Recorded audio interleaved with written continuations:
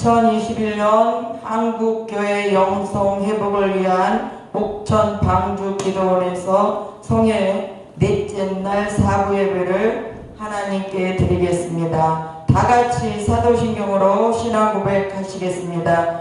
전능하사 천지를 만드신 하나님 아버지를 내가 믿사오며 그 외아들 우리 주 예수 그리스도를 믿사오니 이는 성령으로 잉태하사 동정녀 마리에게 나시고 본디오 빌라도에게 고난을 받으사 십자가에 못 박혀 죽으시고 장사한 지 사흘 만에 죽은 자 가운데서 다시 살아나시며 하늘에 오르사 전능하신 하나님 우편에 앉아 계시다가 저리로서 산자와 죽은 자를 심판하러 오시리라. 성령을 믿사오며 거룩한 공회와 성도가 서로 교통하는 것과 죄를 사하여 주시는 것과 몸이 다시 사는 것과 영원히 사는 것을 믿사옵나이다. 아멘. 214장 통일청송가 214장 찬양을 드리겠습니다.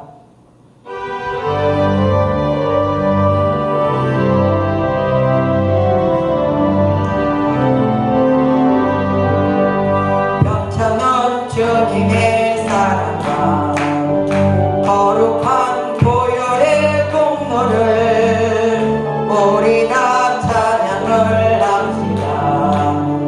주님을 만나볼 때까지 예수는 우리를 기쁘게 하시는 주시니 그의 피 우리를 눈보다 보이게 하셨네. 우리를 기쁘게 하시는 무궁한 생명의 보일새 생명을 구원한 친구들 하나님 찬양을 합시다. 예수는 우리를 기쁘게 하시는 주시니 그의 피 우리를 눈보다 더이게 하셨네. 주님의 깨끗한 보혈은 날마다 입으로 간증해 담대히 싸우며 나가세. 천국에 들어갈 때까지 예수 우리를 기쁘게 하시는 주시니 그의 피 우리를 눈보다 더이게 하셨네.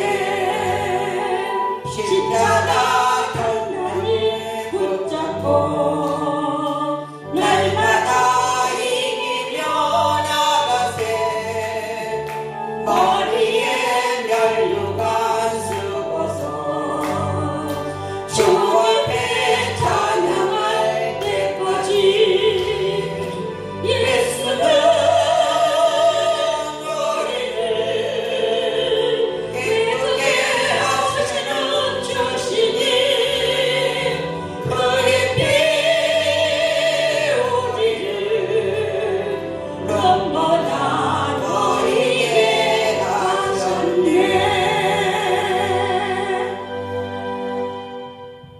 우리를 대표하여 김영구 목사님께서 대표 기도해 주시겠습니다.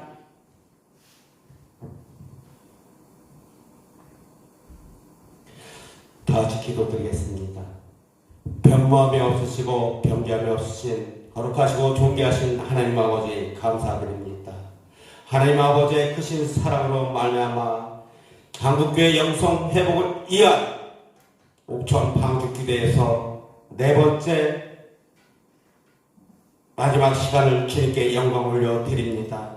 하나님 아버지의 크신 사랑하심과 은혜로움으로 우리 모두의 영성이 충만케 해 주시옵시고 하나님 아버지의 지극히 크신 사랑의 손길로 저희들 머리에 얹어주시사 성령의 빛으로 가득 임하게 하여 주시옵소서. 저희들의 심령에 하나님 아버지 오직 그리스도 예수님의 피만이 흐르게 하여 주시옵고 십자가를 알게 하여 주시옵고 그리스도 예수님을 알게 하여 주시옵소서. 세계로 뻗어가든지 대한민국 안에 있든지 오로지 살아서 역사하시는 하나님 아버지만을 충만한 삶을 살아가시는 귀한 하나님 아버지의 종들과 백성들이 되게 하여 주심을 믿습니다.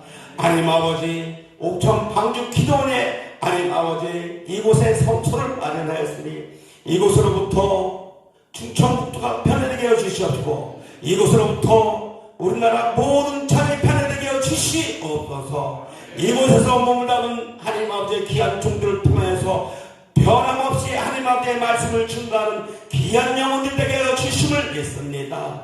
오늘 하나님 아버지의 말씀을 증거하는 준비위원장 김도열 목사님의 갇혀주심을 진심으로 감사를 드립니다. 그가 멀리서 차를 몰고 이곳까지 왔습니다. 하나님 아버지 아시지 않습니까? 그의 몸이 성치 않음을 아시지 않습니까? 아버지께서 그의 머리에 손을 얹어주시사 주의하여 주시옵소서. 나사렛 예수 그때 이름으로 명하오니 그에게 주의하여 주시옵소서. 주의하여 역사하여 주시옵소서. 아버지만이 고칠 수가 있습니다. 하나님 아버지께서 그에게 쓰임을 더하게 하여 주심을 믿습니다. 오늘도 아버지께서 그에게 성령을 충만케 하여 주시사 그의 입에서 나오는 모든 것들이 아름답게 저희들 영혼을 파괴해 들 수 있도록 은혜를 더하여 주심을 믿습니다. 귀하고 존귀하신 예수 그리스도의 이름으로 기도드렸습니다. 아멘.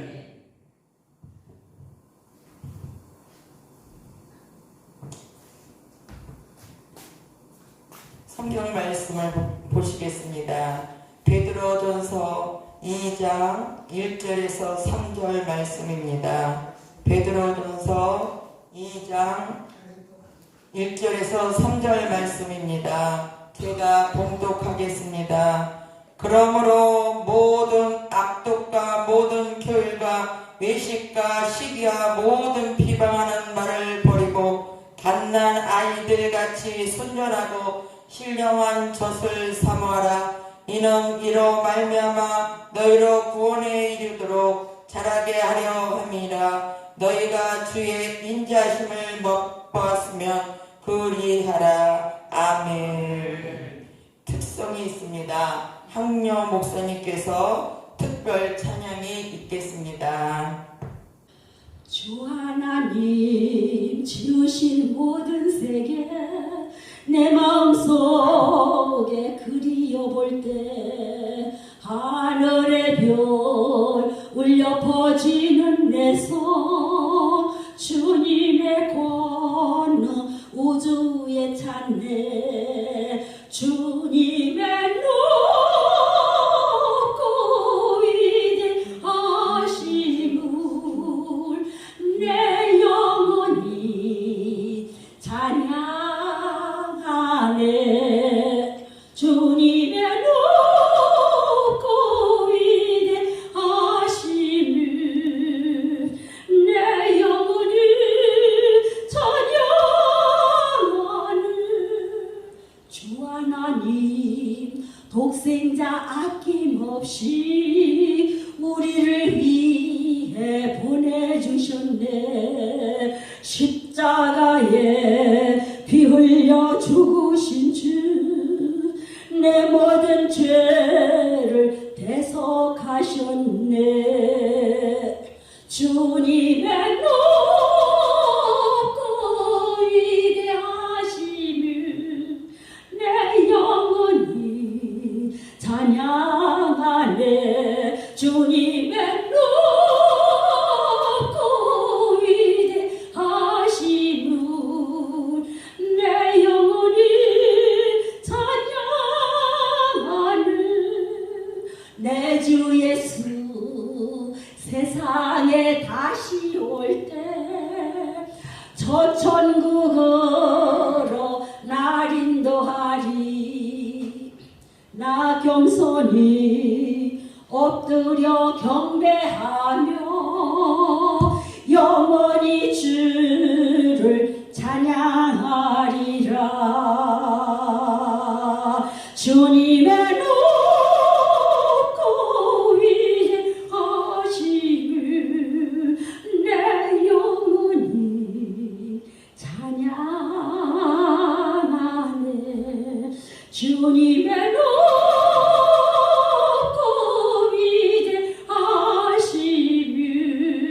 위대하심을 내 영혼이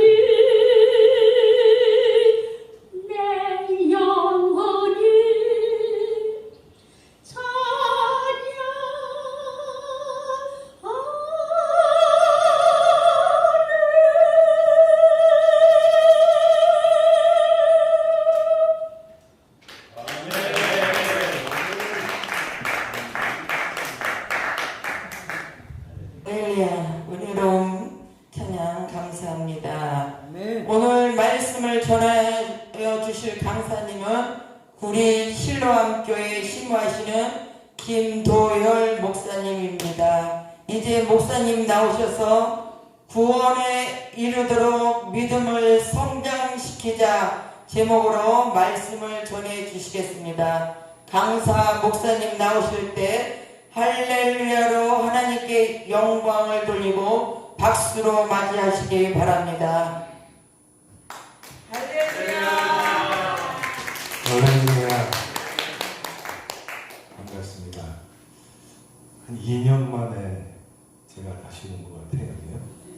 2년인가 3년 전에 한 번 와서 말씀을 전한 적이 있고 오늘도 이렇게 말씀을 전합니다. 그동안에 월요일부터 오늘까지 수고해 주신 우리 총재 고춘지 목사님과 또 사무총장 정재랑 목사님, 외 한병희 목사님, 신명희 목사님, 김영근 목사님 수고 많이 하셨고요. 감사드리고요. 여러분들의 수고와 여러분들의 헌신이 하나님께 상달되어서 하나님이 응답하시고 아멘. 하나님이 축복하는 아멘. 그런 성회가 될 줄로 믿습니다. 아멘. 우리 찬양 하나 드리고 말씀을 상고해 보겠습니다.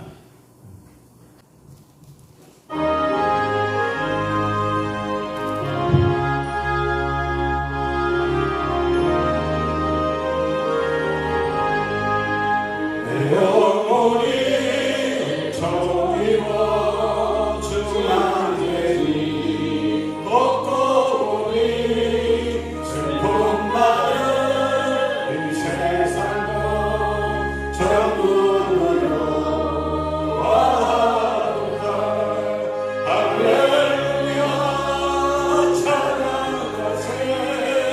내 문제 사함받고 주 예수와 동행하니 그 어디나 하늘나라 주의 얼굴 뵙기 전에 멀리 뵈어 하늘나라 내 마음속에 이루어지니 날로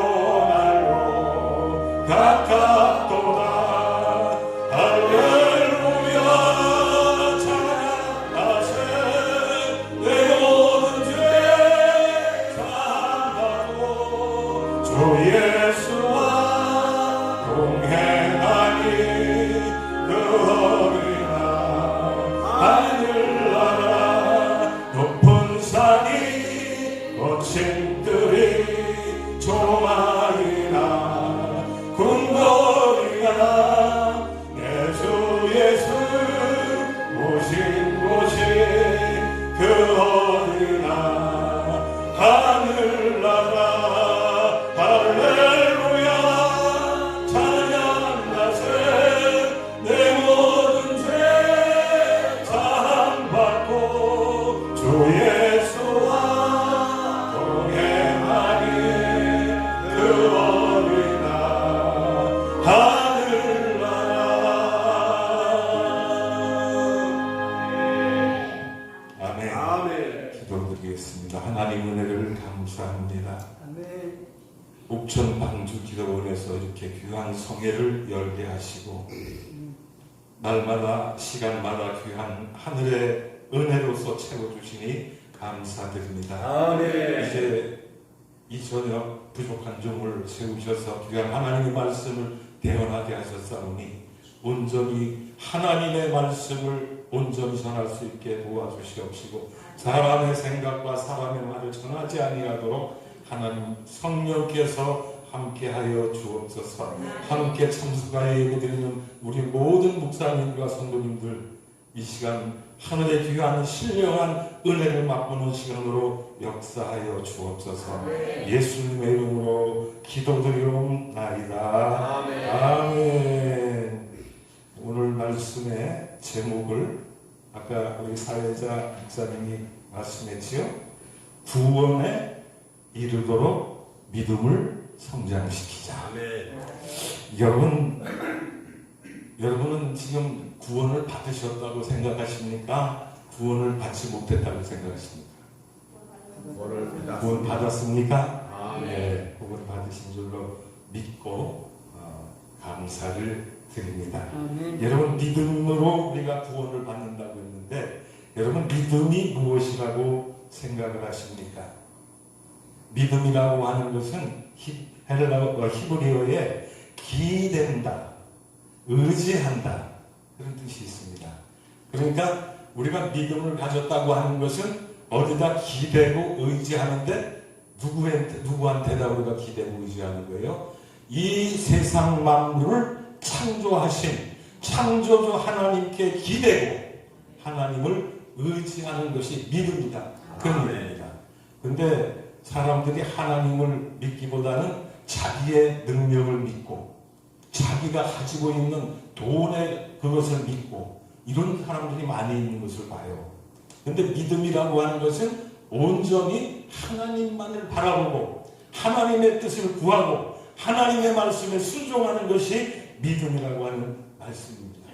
그래서 히브리서 11장을 우리가 믿음장이라고 그러잖아요. 근데 히브리서 11장 1절에서 뭐라고 말씀을 합니까? 믿음은 바라는 것들의 실상이요 보지 못하는 것들의 증거다.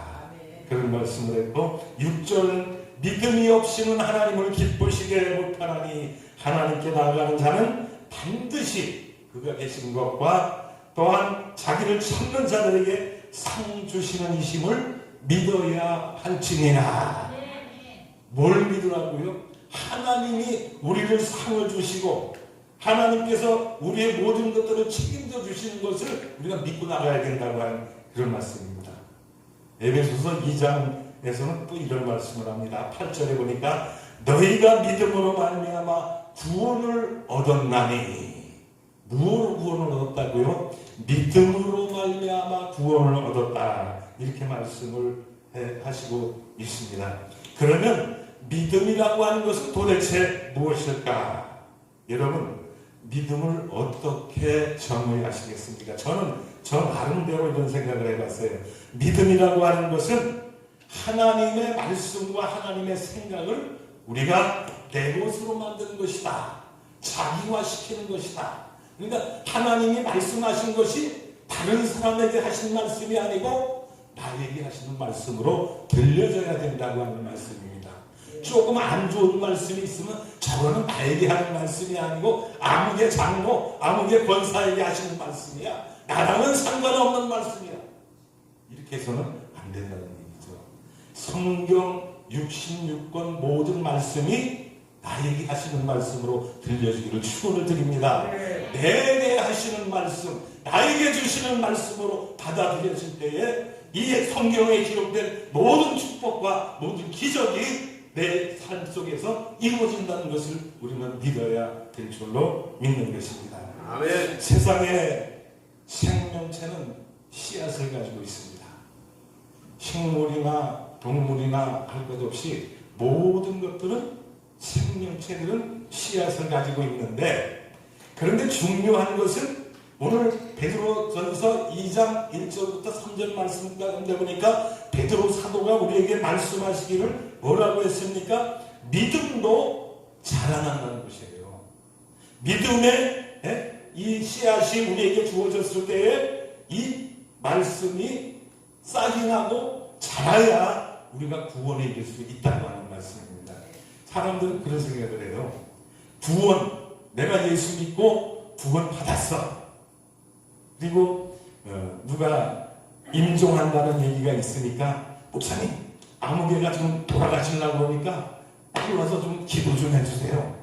안 믿는 사람인데 그러면 가가지고 손 얹고 기도하고 말씀하면서 하나님이 당신을 구원해 주신 줄로 믿고 예수님이 당신을 구하려 이 땅에 오셔서 십자가를 지신 것을 믿으세요. 그러니까 그 사람이 마지못해서 아멘. 여기에도 구원이 있냐 없냐 그런 얘기예요. 우리는 심각하게 생각을 해봐야 돼요. 예수를 아멘 했다고 마지막 순간에 평생 동안 예수라는 건 믿어보지도 않고 교회 가는 건 가보지도 않은 사람인데 마지막 순간에 아는 지인을 통해서 목사님을 모셔다가 말씀을 드리니까 당신 아멘 해. 그래야 천국 가. 그러니까 마지못해 아멘. 천국 갔네. 저는 그런 상황을 보면서 조금 내 자신이 깊은 생각을 가져봐요. 그리고 논산훈련소에 가면은 그 군종 세대식이라는 곳이 있었어요. 우리 그 논산훈련소 갔을 때 그럴 때 얼마까지도 그게 있었나 보더라고요. 그 장정들이 사회생활하다가 군대에 부름 받아갖고 국방예비를 하러 왔는데 그 사람들의 마음에는 두렵고 떨리는 거야. 사회생활만 하다가 군대라고 하는 이 단체에 딱 들어와서 보니까 모든 게 다 겁나잖아요. 군대 갔다 오신 분들 다 그런 느낌 가졌잖아요. 근데 그 사람들 모아놓고 세례식을 한대. 그럼 거기에 구원이 있겠느냐 없겠느냐? 우리 심각하게 한번 생각을 해봅시다. 거기서 세례 받으면 다 구원 받습니까?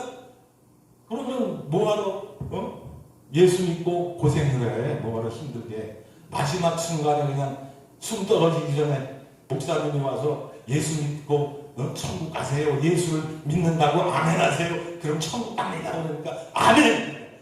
천국 갔네. 여러분 천국 갔네. 천국 갔어요?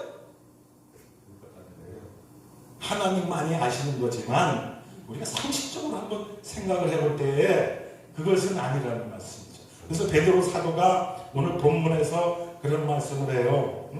그러므로 모든 악독과 모든 기만과 외식과 시기와 비방하는 말을 버리고 갓난아기들 같이 순전하고 신령한 젖을 삼가라. 이는 그런 말미암아 너희로 구원에 이르도록 자라게 하려 함이라.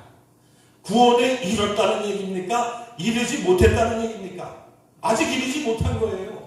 구원에 이르도록 믿음을 성장시키고 자라나가야 해야 된다는 말씀이에요. 우리가 교회 나오면서 신앙생활하고 열심히 이렇게 다닌다 하더라도 구원에 이르지 못한 사람들이 있다는 말씀인 것입니다. 그래서 베드로 사도가 심각하게 구원에 이르도록 믿음을 성장시키라고 여기서 말씀을 하고 있습니다. 이 말씀의 뜻이 무엇입니까? 역설적으로 말씀을 드리면 믿음의 씨앗이 싹이 트지 못하고 자라지 않으면 구원을 못 얻을 수도 있다는 그런 말씀이 아니겠습니까? 이러한 죽은 믿음을 가지고 나는 구원받았다, 구원의 백성이다, 하나님의 상속자라 말하면서 다닐 수가 있겠습니까? 그것은 아니고 이 시간 우리 심각하게 고민하는 시간을 한번 가져봤으면 하는 바람을 가져봅니다. 나는 과연 지금까지 신앙생활하면서 나는 과연 구원을 받았을까? 모르잖아요. 구원을 받았는지 안 믿었는지. 그런데 오늘 본문 베드로전서 2장 1절 3절에 보면은 구원에 이르도록 자라는 것이 어떻게 표시해서 나타나느냐 하는 것을 말씀해주고 있잖아요. 시기와 악독과 분냄과 남을 비방하는 것과 이 모든 것들을 다 버리고 신령하고 순전한 젖을 사모하고 있느냐 아니느냐.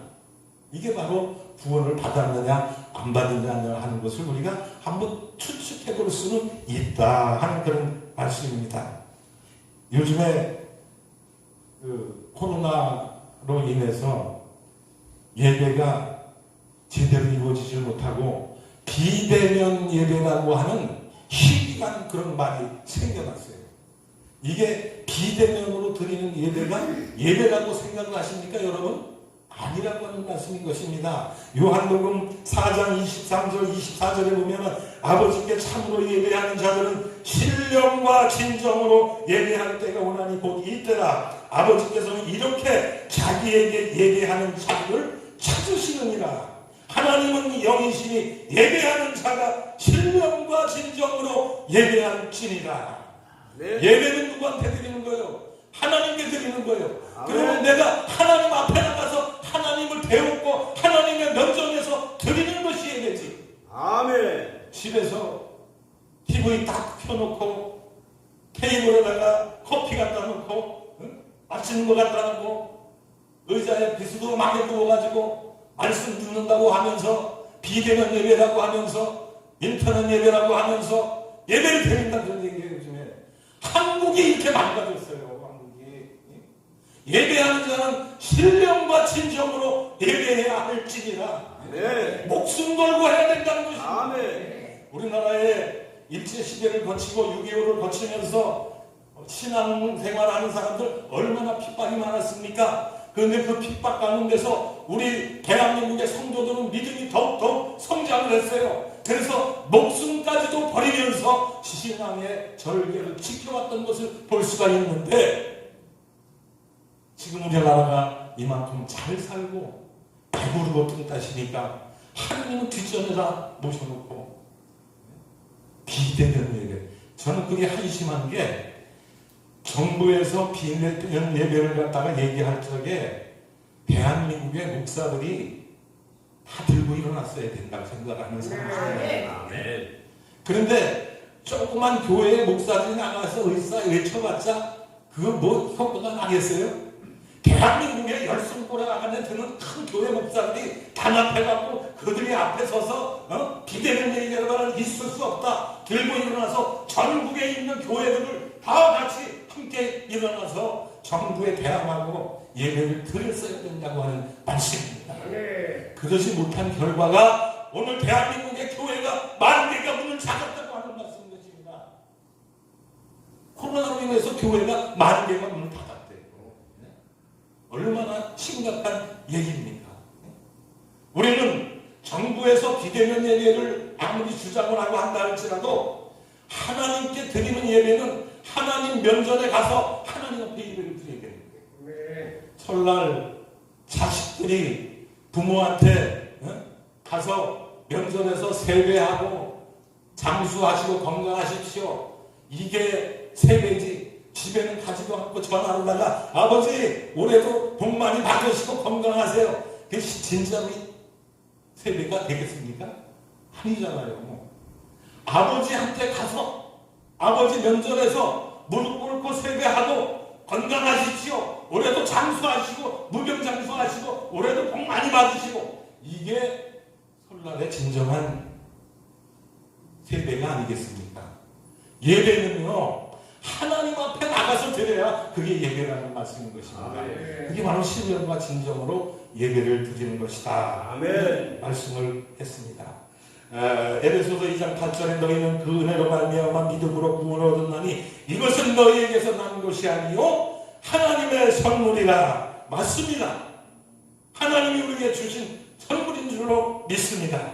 그러나 우리가 베드로 사도는 본문 1절과 2절에서 구원을 이루는 방법을 두 가지로 말씀을 합니다. 하나는 버리는 것이고 하나는 사모하는 것이다. 우리가 구원을 이루기 위해서 먼저 버릴 것은 버려야 된다는 말씀이죠. 그래서 모든 악독과 모든 기만과 외식과 시기와 모든 비방하는 말을 버리고 갓나아기들 같이 순전하고 신령한 저들을 사모하라. 할렐루야. 네. 버릴 건 버리고 또 사모할 건 사모하고, 이걸 하라는 거예요. 이걸 하라는 거예요. 베드로 사도는 구원을 이루어가는 믿음을 갖기 위해서는 악독과 시기하는 것과 기만과 비방하는 잘못된 모든 것들을 버려야 된다. 이런 모든 것을 다 버리는 여러분들에게 축원을 드립니다. 이 모든 것들은 다 하나님 편에서는 잘못된 것들이기 때문에 우리가 다 버려야 된다고 하는 말이죠. 그리고 순전하고 신령한 저들 사모하라. 야고보서 2장 17절에 보면은 행함이 없는 믿음은 죽은 것이다. 그렇게 말씀을 하고 있습니다. 행함이 있어야 우리의 믿음은 산 믿음이 되고 살아있는 믿음을 가질 때 구원을 받게 된다고 하는 말씀입니다. 죽은 믿음 가지고 어떻게 구원받았다고 나가서 이야기할 수가 있겠느냐 그런 얘기예요. 믿음은 행함이 따라야 됩니다. 여러분들이 많이 들으셨겠습니다마는 그 예화 가운데 하나 보면은 나이아가라 폭포에서 그 고개사가 이쪽에서 저쪽까지 나이아가라 폭포 건너에 줄을 매놓고 거기에서 고개를 합니다. 그 외줄을 타고 건너가는 거예요. 외줄을 타고. 그리고 딱 건너가서 저쪽 편에 도착한 뒤에 그 많은 관중들이 보고 있을 때에 여러분 내가 지금 저쪽 끝에서 여기까지 이 외줄받치를 타고 건너왔는데 내가 또 다시 본래의 위치로 가려고 합니다. 여러분 제가 갈 수 있다고 생각하십니까? 와! 하면서 사람들이 박수 치면서 할 수 있습니다. 할 수 있습니다. 한호성을 질렀어요. 그러니까 이 고개사가 다시 밧줄에 올라서서 그 저쪽 편으로 건너갔어요. 거기 건너가서 하는 말이 여러분의 말대로 나는 이 외줄을 타고 저쪽까지 갔다가 건너왔습니다. 이제는 내가 한 사람을 등에 업고 건너가려고 합니다. 여러분 내가 할 수 있다고 생각하십니까? 예, 할 수 있습니다. 할 수 있습니다. 당신은 꼭 할 수 있습니다. 이 얘기를 했어요. 그러니까 고개사가 그러면 한 사람 여러분 중에서 한 사람 나와서 이제 등에 업히시오. 한 사람도 나오는 사람이 없어요. 그 사람들이 고개사가 한 말을 믿었습니까? 안 믿었습니까? 안 믿은 거라는 얘기예요. 말로는 믿는다고 말을 했는데 행동으로 하지 않았다는 얘기예요. 그것이 진짜 살아있는 믿음입니까? 아니라는 말씀이에요. 고개사가 한 말을 실질적으로 믿었다면 거기 있는 사람들이 내가 갈게요, 내가 타고 등에 업힐게요 하고 막 나가서 팔꿈치를 쥐고 서로 그냥 등에 업히려고 해야 그게 진정한 믿음이 아니겠느냐. 믿음이라고 하는 것은 우리의 삶 속에서 우리의 마음 속에 있는 믿음을 보여줘야 돼요. 행동으로 보여주잖아요. 보여주는 건 뭘로 보여줄 수 있어요? 마음을 보여줄 수 있어요? 마음은 못 보여준다는 얘기예요. 우리가 행함으로 말미암아 행동으로 말미암아 믿음을 보여줘야 된다고 하는 말씀입니다. 그래서 코로나 시대에 팬데믹에 해가지고 많은 사람들이 그 코로나에 걸려서 죽어가고 위중증에 걸리고 막 그런다 할지라도 그런 거 두려워하지 아니하고 목숨 걸고 이 멀리 옥천 방주 기도원까지 와서 하나님 앞에 산 제사 드리고 하나님 면전에서 정성을 드리고 예배하는 것, 이게 신령과 진정으로 예배 드리는 건 아니겠느냐 그런 말씀인 것입니다. 이런 예배를 드려야 하나님께서 구원을 이루어 주신다고 베드로 사도는 말씀을 하고 있는 것을 볼 수가 있습니다. 하나님의 은혜로 우리는 구원을 받은 백성이 되었습니다. 선택을 받지 못한 사람은 성화를 이룰 수가 없고 구원을 받을 수가 없습니다. 야고보서 2장 24절에 사람이 믿음으로만 의롭다함을 받는 것이 아니라 행함으로 의롭다함을 받는다고 말씀하심으로써 에베소서 2장 8절 말씀과 상충되는 것을 우리가 생각을 할 수가 있습니다. 그러나 이것은 야고보서가 쓰여질 그 당시의 상황을 이해를 해야 이 말씀이 이해가 되어집니다. 야고보서가 쓰여질 당시에 사람들은 이심칭의, 다른 말로 이심득의, 믿음으로 의롭게 된다 하는 이 말씀에 아주 머리에 젖어 있었어요. 그래서 예수님을 믿고 우리가 예수님의 은혜로 말미암아 구원을 받았다, 이미 구원에 이르렀다, 이런 생각을 하고 있었던 거예요. 오늘날 대한민국의 실정과 똑같아요. 대한민국의 성도들이 코로나로 집에서 예배드려도 다 하나님이 받으시지 뭐 꼭 교회만 가야 하나님이 예배를 받으시나? 그리고 집에서 지금 예배드리고 있다 그런 얘기예요. 이것은 잘못된 것입니다. 예배라고 하는 것은 정성을 다해서 신령과 진정으로 하나님 전에 나가서 하나님의 얼굴을 뵙고 하나님 앞에 드리는 것이 신령과 진정으로 드리는 하나님이 받아주시는 예배라는 것을 믿으시면 아멘 하시기 바랍니다. 그게 바로 우리가 가져야 할 믿음이라고 하는 말씀인 것입니다. 야고보서 2장 17절에 행함이 없는 믿음은 그 자체가 죽은 것이다. 여러분, 죽은 믿음으로 천국 가겠다고 말하는 사람들은 참 기가 막히고 코가 막히는 거 아니에요? 죽은 믿음 가지고 어떻게 천국을 가겠느냐 그런 얘기예요. 그래서 살아있는 믿음을 가지라는 거예요. 그래서 베드로 사도가 너희가 너희의 믿음이 구원에 이르도록 자라게 하기 위해서 너희의 악독과 시기와 모든 분쟁과 나쁜 것들을 다 버려버리라고 얘기를 하고 있는 겁니다.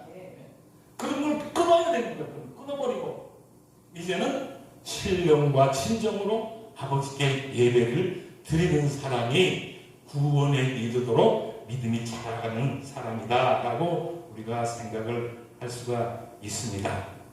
여러분, 야고보서 2장 14절 이하에 믿음과 행함을 일치시켰던 아브라함과 기생 라합의 예를 들어서 행함으로 믿음의 진실성을 입증시킬 수 있는 것을 강조하고 있습니다. 창세기 22장 1절 19절까지 보면은 아브라함이 100세에 얻은 아들을 모리아 산에 가서 하나님께서 제물로 바치라고 말씀할 때에 아브라함은 순종했습니다.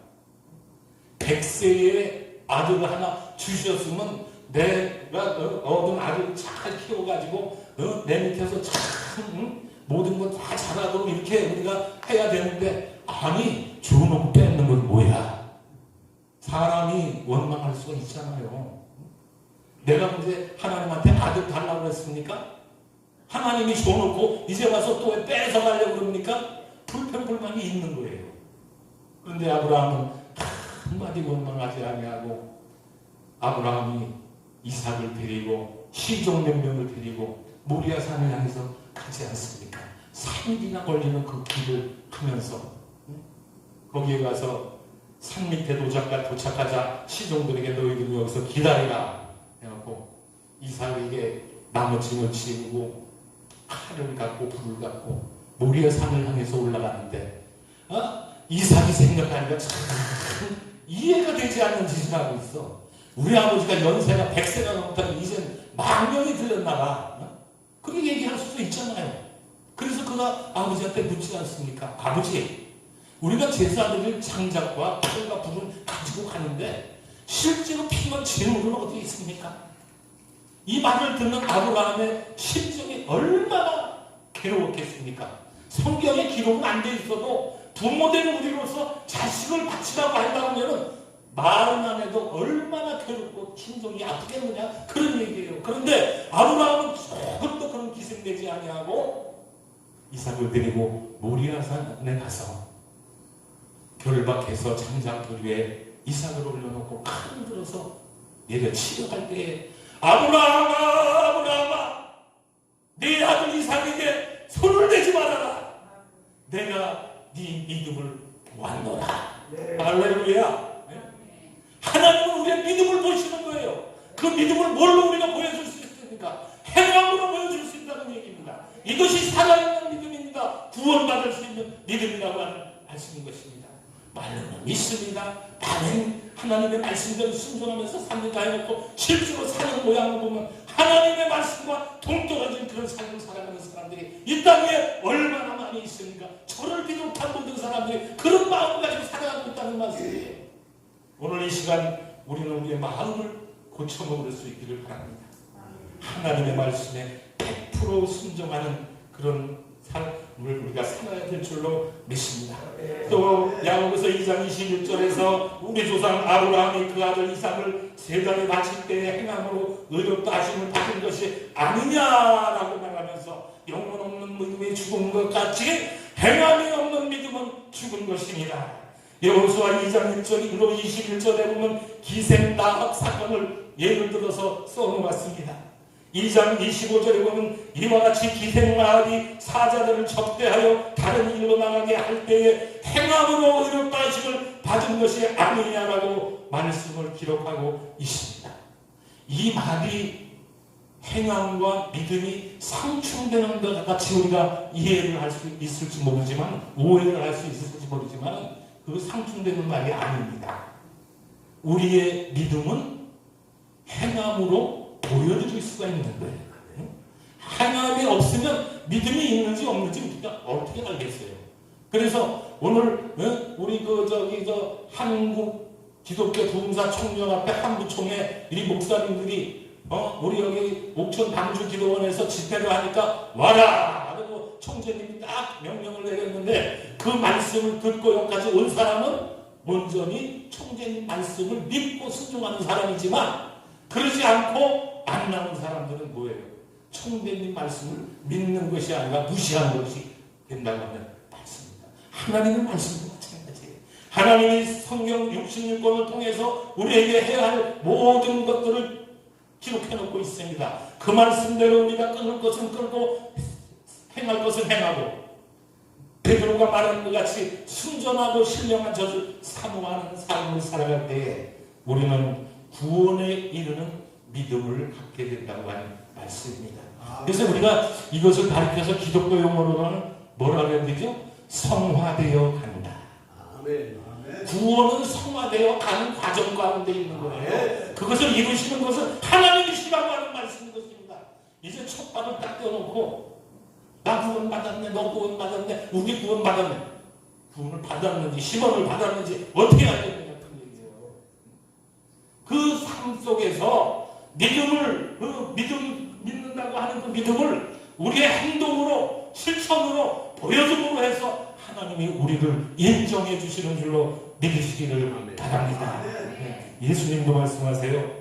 마태복음 7장 21절에 나더러 주여 주여 하는 자마다 천국에 들어갈 것이 아니요 다만 하늘에 계신 아버지의 뜻대로 행하는 자라야 천국에 들어갈 수 있느니라. 할렐루야. 여러분 아버지의 뜻대로 행하는 자라야 천국에 들어가는 거예요. 천국에 간다고 하면서 구원받았다고 하면서 아버지의 뜻대로 살지 않고 말로만 입술로만 아이고 옛날에 그런 말이 있었어요. 예수 믿는 사람들은 물에 빠지면은 주둥이만 동동동 뜬다고 하도 말들을 잘합니다. 근데 그 후에 뭐런 말이 나왔어요? 예수 믿는 사람 둘이 물에 빠지니까 아무것도 안 보이더래. 물속에서 주둥이로 말하느라고. 이렇게 예수 믿는 사람들이 말은 잘하는데 행함이 없다는 거예요.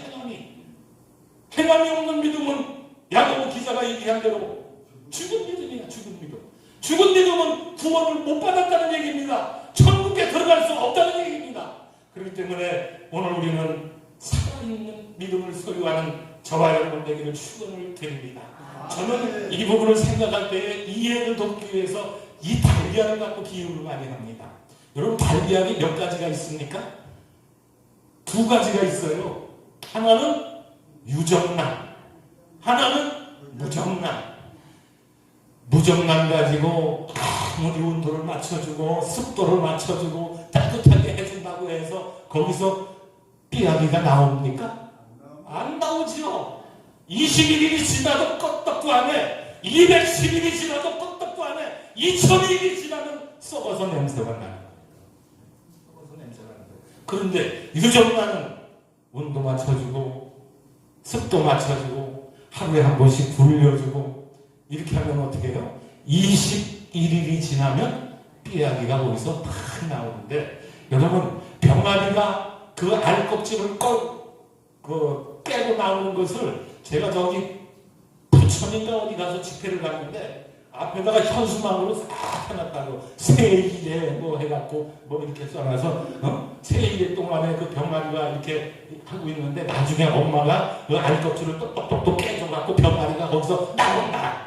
그런 엉터리 같은 그런 저거가 어디 있어요?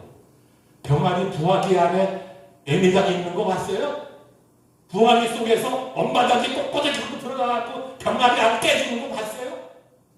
병아리가 알껍질을 깨는 거는 스스로 깨는 거예요. 스스로.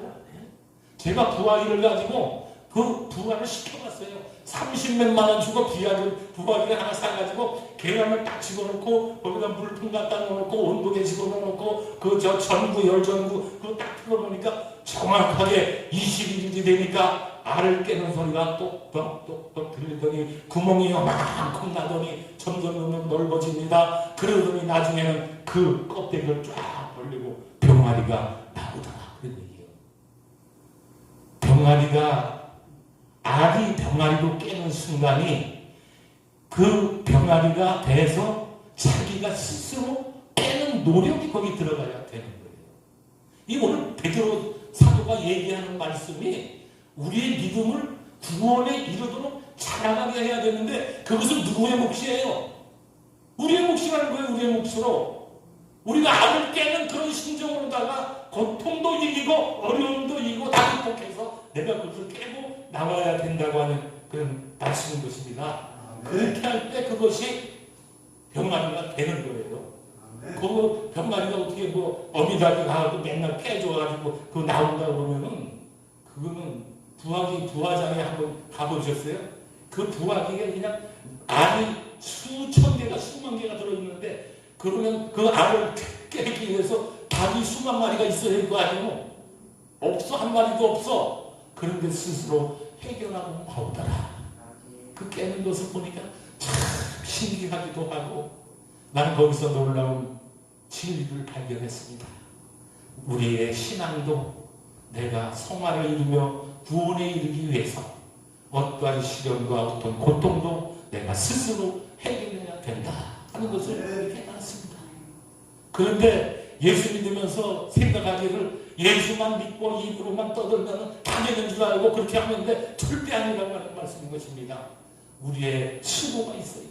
우리의 노력이 있어야 돼. 우리의 봉사가 있어야 돼. 우리의 헌신이 있어야 돼. 하나님 앞에 내가 그 말씀을 순종하기 위해서 행함을 통해서 하나님한테 믿음을 보여줄 때에 우리는 구원에 이르는 그런 놀라운 축복을 받는 줄로 믿습니다. 그래서 본문에 너희도 구원에 이르도록 살아게 하려고 합니다.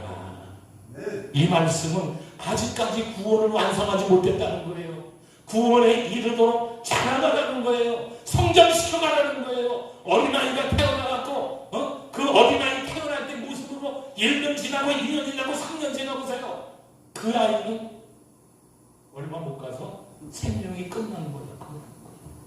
나이에 맞게 시간에 맞게 육체도 성장해가고 정신연령도 높아가야 되는 거예요. 그게 진짜로 사람으로 태어난 사람의 모습 아닙니까? 우리 신앙도 마찬가지입니다. 우리가 복음의 씨앗을 받았습니다. 계란이 유정란이 병아리의 씨앗을 가지고 있듯이 우리 속에는 구원의 씨앗을 하나님께서 주어주셨습니다. 그런데 구원의 씨앗을 받지 못하는 사람도 있습니다. 그것을 신앙에서 뭐라고 신앙적인 모르다 육이 되었다. 하나님이 버려줬다는 얘기예요. 그런데 택함을 받은 사람들에게는 구원의 씨앗을 넣어주셨어. 근데 그 구원의 씨앗을 내가 쌍을 세우지 못하고 키우지 못하면 구원에 이를 수가 없다는 말씀인 거죠. 그래서 구원에 이르도록 자라가기 위해서 너희들은 모든 시기와 악독과 분냄과 악독과 악한 습관들을 다 벗어버리고 신령과 진정으로 하나님의 말씀에 순종하고 신령한 젖을 사모하라 이렇게 말씀을 하고 있는 것입니다. 그래서 우리가 믿음을 가지고 구원에 이르는 믿음을 갖기 위해서는 끊을 것을 먼저 끊어야 되겠고 그 다음에는 우리가 뭐를 하라고 했습니까? 순전하고 신령한 젖을 사모하라. 제가 시골에서 소를 키워봤는데 어렸을 때 그때는 소를 어떻게 키워요? 학교 갔다 오면은 지게에다 소쿠리 달아가지고 낚아가지고 들판에 나가가지고 풀이 이렇게 보면 사람은 잘라가지고 소쿠리다 담아가지고 집에 와서 소 그 밥통에다가 딱 쪄다주면은 소가 거기서 잘 먹고 그 다음에 또 겨울이 되면은 벼집어 썰어가지고 거기다가 넣고 또 막 끓여가지고 갖다가 겨도 넣고 막 끓여가지고 갖다 주고 그렇게 하잖아요. 그래서 소를 그렇게 꼴을 벼다가 먹이고 이렇게 했었는데 요즘에는 소를 비육을 하는데 그렇게 해갖고는 타산이 맞지가 않아. 예? 어떻게 지금 풀이 어디 그렇게 많다고 소고 그 수백 마리 수천 마리 되는 소를 갖다가 풀을 벼다 먹이겠어요. 그걸 못하니까 뭐를 해요? 사료를 주잖아. 사료를. 사료에는 여러분 항생제가 들어있습니다. 이 항생제는 짐승이 먹으면 그것이 사람에게도 전가됩니다. 그래서 항생제를 투여한 그 짐승은 곧바로 잡아먹질 못하게 되어 있어요. 거기로다가. 그래서 주사를 항생제를 맞추면은 뭐 20일이 지난다든지 한 달이 지난 뒤에 그걸 도축을 해서 사용하도록 먹도록 그렇게 만들어져 있다고 하는 말씀입니다. 그래서 이 항생제가 들어가 있는 그 소젖을 어린아이에게 주잖아요. 요즘에 젊은 사람들 뭐 자기 미모가 망가진다 해갖고 젖을 안 먹이고 뭘 먹여? 소젖을 먹여, 소젖을. 우유를 먹인다 그런 얘기예요. 그러니까 우유를 먹고 자란 아이들이 등치가 소만큼 커서 그래갖고 버스를 타보니까 이렇게 꾸부정하고 서 있는 놈이 있더라고. 그래서 뭐 도대체 왜 저렇게 꾸부정하고 있나는데 키가 커가지고 소젖을 먹고 키가 커가지고 이 버스 머리에 버스 천장 다 버리는 거야. 그러니까 차가 뿔렁뿔렁하면 머리가 부딪힐 거 아니야. 그러니까 꾸부정하고 매달려야 되더라고. 세계적인 총알탄 사나이가 누구였었죠? 칼 루이스라고 하는 사람이 있었어요. 칼 루이스가 그 100m를 뭐 몇 초에 끊고 세계에서 제일 빠른 사람이라고 했잖아요. 그 기자가 그 부모한테 와서 인터뷰를 하는데, 아니 칼 루이스를 도대체 뭘 먹어서 키웠길래 저렇게 빠릅니까? 우리 애는요 호랑이 젖을 먹어서 키웠어요. 그래서 호랑이 젖을 먹어 키웠더니 그렇게 빠르다고 그런 얘기를 하는 그런 사람이 있었어요. 여러분, 우리는 젖을 먹을 때 순전하고 신령한 젖을 먹어야 돼요. 예수 믿는 사람들, 하나님의 자녀가 된 사람들은 우리가 순전하고 신령한 젖을 먹어야 되는데, 요즘에 보면 강대상에서 외쳐지는 말씀을 보니까 오염된 그런 말씀이 많이 있는 것을 안타깝게 생각을 합니다. 내 아는 사람 목사가 하나가 그런 얘기를 대화를 하는데 그런 얘기를 하더라고요. 어느 기도원회를 갔는데 목사 티를 안 내고 그냥 성도같이 가서 앉아갖고 딱 있는데, 설교가 끝나더니 안수해 준다고 다 흘려갖고 강사가 머리를 탁 치면서 이렇게 안수를 하고 가는데 사람들이 다 자빠지더라는 거예요.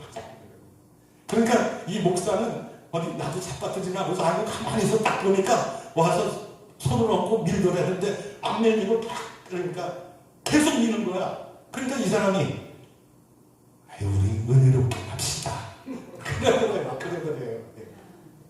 그게 어디 하나님의 말씀이 그런 게 어디 있어? 그렇잖아요. 순전하고 신령한 젖을 먹일 수 있기를 바랍니다. 순령하고 신령한 젖을 먹은 그런 성도들은 건강하게 자랄 수 있는 거예요. 모든 것들이 다 아무리 어렵고 힘들다 하더라도 하나님의 말씀으로 다 극복해 나갈 수 있는 믿음이 그 속에 있다고 하는 말씀인 것입니다.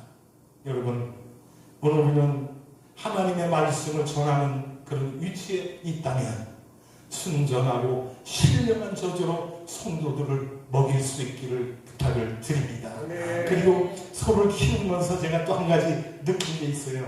소가 임신을 해갖고 285일인가가 돼요. 소가 임신기간이. 그래서 송아지가 나오는데 보니까 거꾸로 매달려갖고 이렇게 있다가 뚝 떨어지니까 그 어미가 와갖고 막 혀로다가 그 태반이 있잖아요. 그걸 막 핥아주고 그래가지고, 희한한 것은 소는요 자기 태반을 먹어버려요. 우리 사람은 태가 나오면 다 갖다가 소각을 시킨다든가 이렇게 하잖아요. 근데 소는 자기가 송아지 나면서 나온 태를 다 자기 입으로 먹어버리더라고요. 그래가지고 송아지를 이렇게 낳게 되는데, 송아지 사람은 나면은 걸으려면 얼마나 걸려요? 한 1년은 돼야 걷잖아요. 그죠? 한 1년은 독이나 돼야 빨리 보면 한 10개월도 걷는 아이도 있고 그러는데, 송아지는 떨어지자마자 5분 10분만 지나면 걸어가. 그런데 딱 일어나다가 버둥버둥하다가 툭 쓰러져.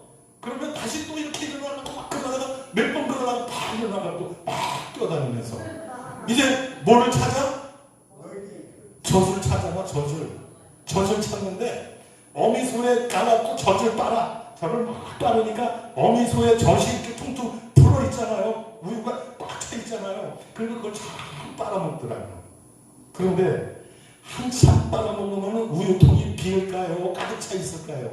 비잖아. 우유통이 비잖아. 그러면 어떤 행동하는지 여러분 아시는 분 있어요? 머리로 들이받아 엄마 젖을. 그렇잖아요. 쿵 받으면은 이게 유방이 충격을 받아갖고 우유가 또 고여져. 그러니까 그거를 또 쭉쭉 빨아먹어. 그 한참 빨아먹으면 또 젖이 떨어져. 그럼 또 가서 또 쿵쿵 들이받아. 한 서너 번 그렇게 해갖고 나중에는 우유가 다 나오고 나면 아무리 들여받아도 안 나와. 그러니까 어떻게 합니까? 뒤로 탁 돌아서 갖고 길바로다 엄마를 탁 하고 도망가버려요. 저는 그걸 봤어요. 속 쏘면서 자세히 봤다고 그거를. 그래서 야, 제가 거기서 깨달은 것이 있습니다.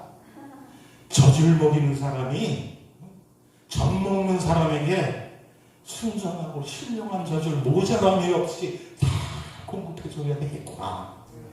말씀의 젖을 정하는 하나님의 종들이 말씀의 젖을 오염되지 않고 신령한 젖으로 만들어서 공급해주는데 부족함이 없도록 공급해줘야 됩니다.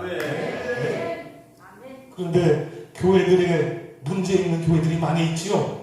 목사하고 뭐 등지고 싸우고 뭐 패거리 걸리고 막 하는 사람들. 그거 왜 그래요? 뭐 장로파 권사파가 있어 싸우는 건데 근본적으로는 젖 먹이는 사람이 부족해서 그런 거예요. 말씀의 젖을 신령한 젖을 잘 먹여놓으면은 그 사람들이 배가 안 고파 영적으로 싸울 일이 없어. 등 따시고 배부르는데 왜 싸워? 배가 고프니까 싸우는 거야. 하나님의 말씀을 전하는 사람이 준비도 하지 않고 뭐 무슨 뭐 하고 돌아다닌다고 막 돌아다닌다고. 그러다 보니까 성도들이 배가 고픈 거야. 영적으로 배가 고픈 거야. 그러다 보니까 하는 게 뭐야?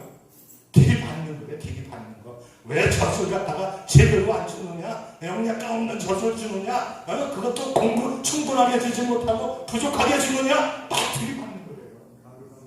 우리 말씀을 전하는 저와 여러분, 또 신령한 젖을 공급하는 저와 여러분, 말씀을 잘 준비해서 영양가 있게 만들어서 그 말씀을 받는 성도들이 은혜 받고 그들이 영으로 살찌게 되면 싸울 일이 없어.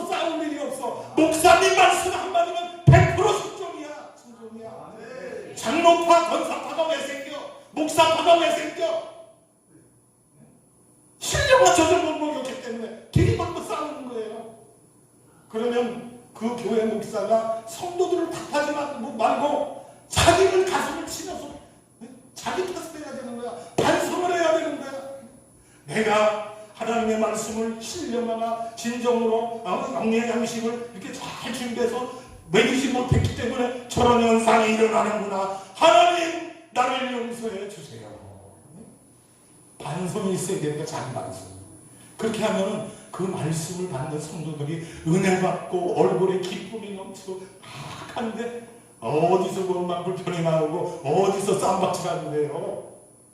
젖이 충분하지 못하기 때문에 싸움이 일어난다는 거예요. 그래서 교회가 시끄러운 교회는 거의 다 그렇다고 내가 그걸 확인을 해봤어요.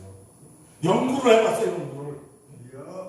그래서 하나님의 말씀을 전하는 저와 여러분, 진짜 심사숙고해서 내가 오늘 이 양식을, 영의 양식을 만드는데 요리를 잘 해갖고 준비를 잘 해갖고 이 말씀을 받아먹는 성도들이 은혜 받고 기쁨 충만하고 능력 충만해서 날마다 할렐루야 찬양하고 남을 이웃을 사랑하고 나가 봉사하고 한 그런 교회를 만들어야 된다는 얘기예요. 그렇게 하면은 교회에 부흥하지 말래도 부흥이 되는 거야. 왜? 교회 부흥이 어떻게 됩니까? 예배에서 입으로 전하는 게 제일 많은 부흥 전도예요. 교회에 와서 은혜 받은 사람이 오늘 우리 목사님이 이런 말씀을 전했는데 한번 우리 교회 가보자. 가면 은혜가 있고 그 말씀이 꿀송이보다 더 나고 그 말씀을 들으면 은혜가 넘치고 기쁨이 넘치고 한번 가보자. 데리고 오는 거야. 그러면 교회 빈자리가 채워지는 거야. 앞으로 말씀을 전한 저와 여러분은 이러한 자세를 가지고 신령한 젖을 만들어서 성도들에게 공급하는 저와 여러분 될 수 있기를 축원을 드립니다. 그렇게 하면은 교회는 부흥되고 또 오늘 본문에 베드로가 말하는 것 같이 우리는 구원을 이룬 사람이 아닙니다. 구원을 이루어 가는 사람들입니다.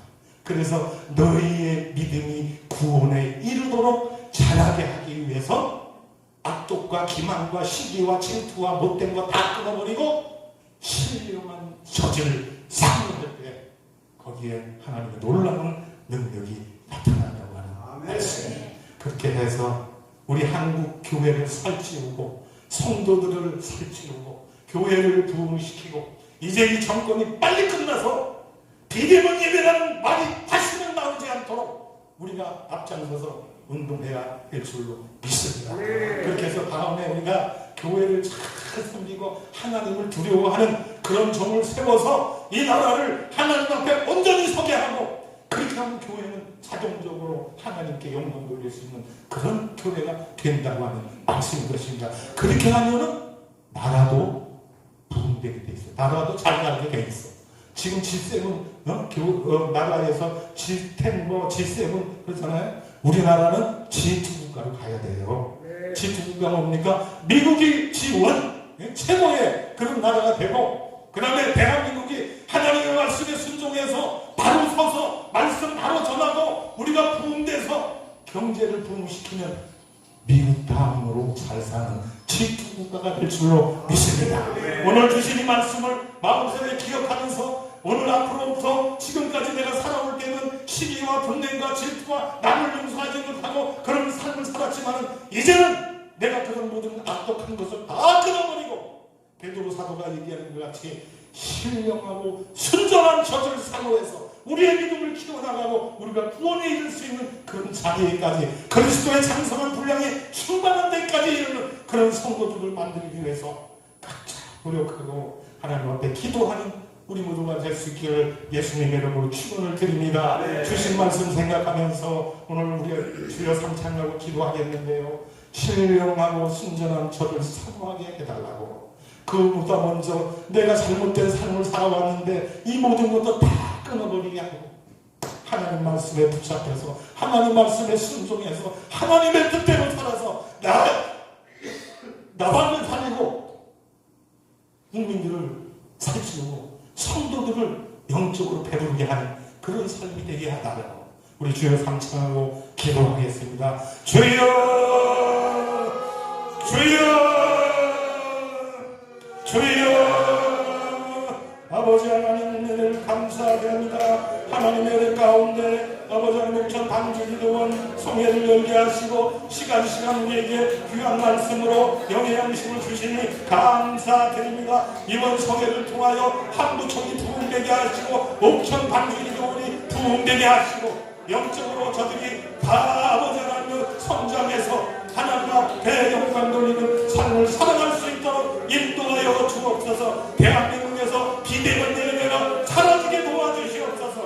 온전히 신령과 진정으로 예배하는 이 나라가 될 수 있도록 하나님 이 나라 민족 백성들을 붙들어 주시기를 원합니다. 이 땅에 공산주사파가 다 소멸되게 하시고 하나님 나라가 이 땅에 건립되어지며 하나님이 영광 받으시는 이 나라가 될 수 있도록 축복해 주시옵소서. 이 일을 위하여 부름받은 하나님의 종들이 앞장서서 이 일을 실천하며 배부르게 영적으로 아버지의 성도들을 먹이며 모든 성도들이 은혜 가운데 기쁨 충만해서 하나님의 말씀 순종하며 하나님의 말씀대로 살아가는 귀한 나라가 되어질 수 있도록 하나님 축복하여 주시기를 원합니다. 아버지 하나님의 지금 내년 3월 9일에 우리가 아버지는 대통령 선거를 앞에 두고 있습니다. 대통령 선거에 아버지 하나님의 정말로 하나님이 원하는 하나님이 기뻐하시는 대통령이 선출되어서 이 나라를 말씀으로 이끌어가고 이 나라를 복음으로 통일시키면 만국이 복음으로 통일되어지는 놀라운 하나님의 축복이 임하게 역사하여 주옵소서. 이를 감당하기에는 우리의 힘은 너무나 약하고 부족합니다. 하나님이 함께 해주셔야 될 줄로 믿습니다. 하나님 능력을 더하여 주시고 하나님 주권으로 이 민족 이 백성을 살펴주시사 내년 대선에서 하나님의 뜻이 이루어져서 대한민국의 모든 성도들이 기쁨으로 하나님을 찬양하고 하나님 앞에 영광 돌리는 아름다운 나라가 되어질 수 있도록 축복하여 주시옵소서. 모든 말씀을 주 예수님의 이름으로 감사하며 기도드리옵나이다. 아멘. 말씀으로 은혜 주신 김도일 목사님 하나님 앞에 영광 돌리는 박수를 예수님의 은혜에 감사하는 마음으로 준비하시는 예물을 드리는 시간입니다. 기도하겠습니다. 하나님 아버지 감사합니다. 우리는 모두 다 예수만 믿으면 구원받는다고 아버지는 어리석은 믿음이 아니라 오늘의 말씀과 같이 말씀을 사모하며 어린 아이같이 젖을 사모하라는 말씀에 아버지는 듣게 하여 주신 은혜에 감사하여 예물 드리는 시간을 갖겠습니다. 아버지는 이 예물 드리는 모든 이에게 기쁘고 즐거운 마음으로 하나님 앞에 예물 드릴 수 있도록 은혜 내려 주시옵소서. 함께 하심을 감사하며 예수님의 이름으로 기도드리옵나이다. 아멘. 511장 찬양 드리면서 귀한 예물 드리는 시간 갖겠습니다.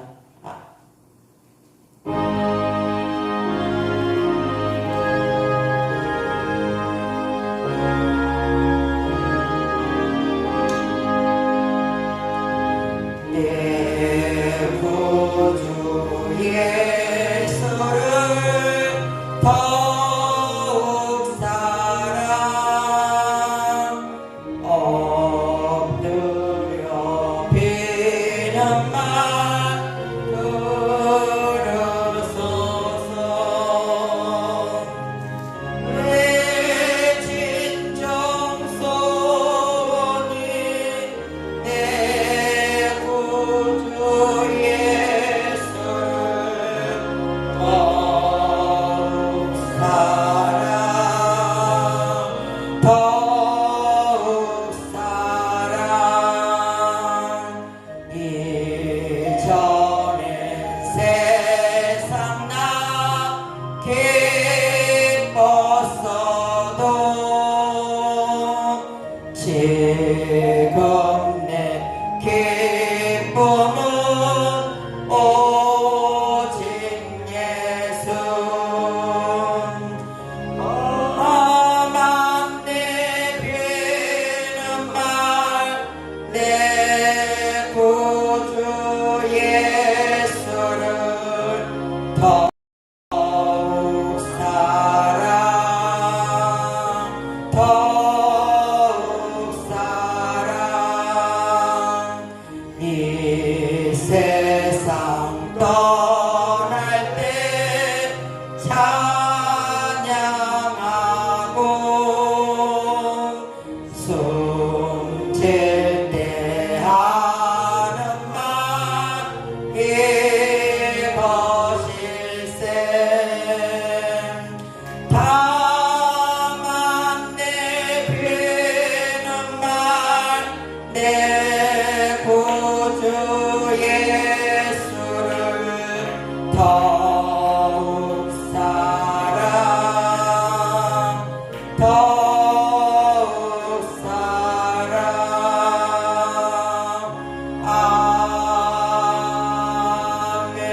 아멘. 내일 새벽 6시 일부 예배 강사님은 빛이 많은 교회에 심화하시는 김영부 목사님입니다. 2부 11시 예배 강사님은 세계 선교교회에 심화하시는 박성기 목사님입니다. 예배 안수 기도 받으실 분은 축도 후 앞으로 나오시며 기도해 드리겠습니다. 모든 목사님 설교 촬영하여 한부청 TV 방송됩니다. 이제 목사님 나오셔서 드린 예물을 위하여 축복 기도해 주시고 축도해 주심으로 예배를 마치겠습니다. 감사 예물 드린 분들 있습니다. 일일이 호명하지 않고 기도하겠습니다. 하나님 아버지 은혜를 감사드립니다. 우리를 이 땅에 보내주시고 하나님의 은혜 안에서 지금까지 성장시켜 주시고 이 땅에 살게 하신 하나님 감사드립니다. 우리에게 보내주신 목적이 무엇인가를 깨닫게 하시고 하나님의 뜻을 이루어드리는 귀한 하나님의 자녀들이 될 수 있도록 인도하여 주옵소서. 오늘 우리에게 주신 은혜에 감사하여 귀한 예물을 하나님께 드립니다. 예물 받아 주시옵시고 예물을 통하여 하나님 나라가 확장되어지며 죽어가는 영혼이 살아나며 교회가 부흥되는 놀라운 역사가 임하게 축복하여 주시옵소서.